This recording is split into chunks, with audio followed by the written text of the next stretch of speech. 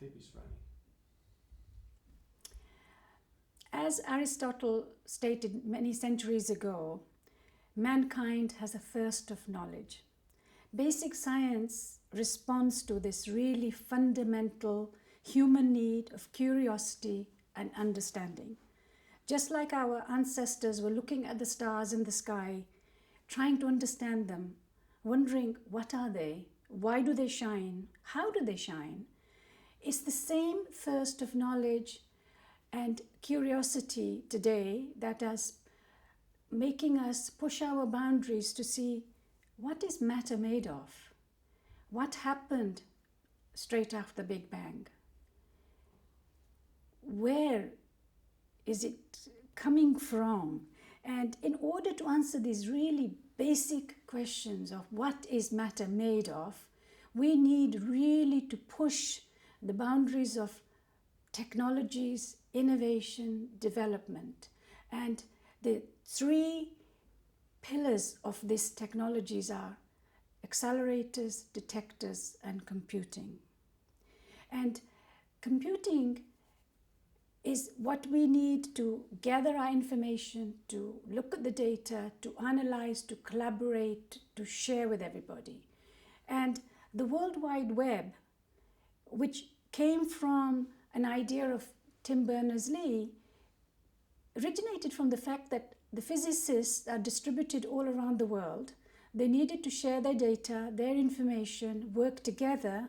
And 25 years ago, when there were fax machines and telephones, it was not adequate way of being able to collaborate together. So his idea was, how could we do this better? And he didn't think about the fact that the World Wide Web today would basically be in everyday life and everything we do.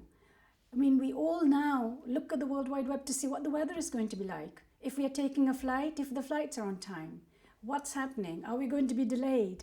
So this idea of that you have some technologies which are answering questions that we need today and how they can be used are really what makes basic research and basic innovation so powerful. Because fundamental research is more than this knowledge.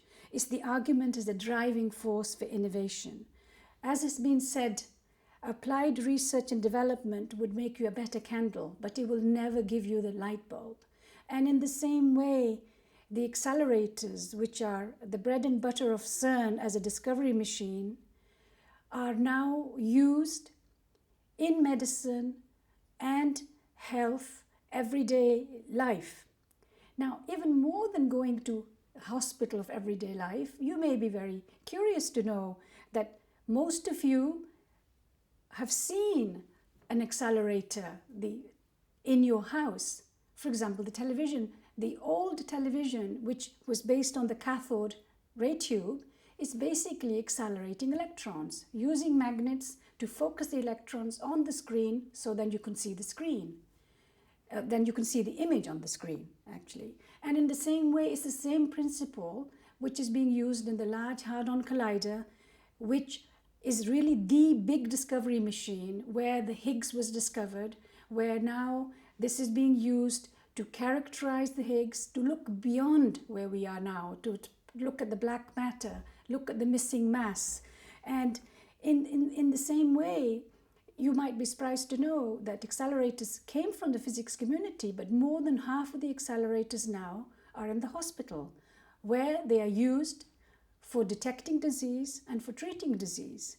And one of the commonest disease that is being treated this way is cancer. In half of all cancer treatments is the use of X-rays, which are used for treating these tumors. And in order to treat the tumors, you need to detect the tumors, and the tumors are detected using X-ray imaging and using PET imaging. And what is now the state of the art of treating cancer is using hadron therapy or particle therapy. It's the same hadrons that are used in the Large Hadron Collider. Hadrons have a very, very special property, and that is you can really focus and target the energy where you want it to be. So you can selectively kill the cancer cells and protect the healthy cells. However, in order to do that, you need to know which are the cells which are cancerous and therefore you want to target.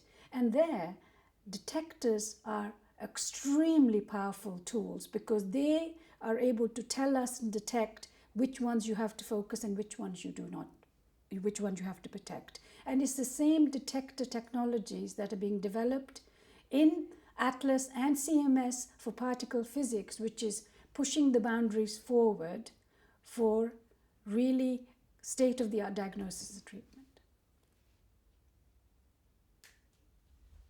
Okay.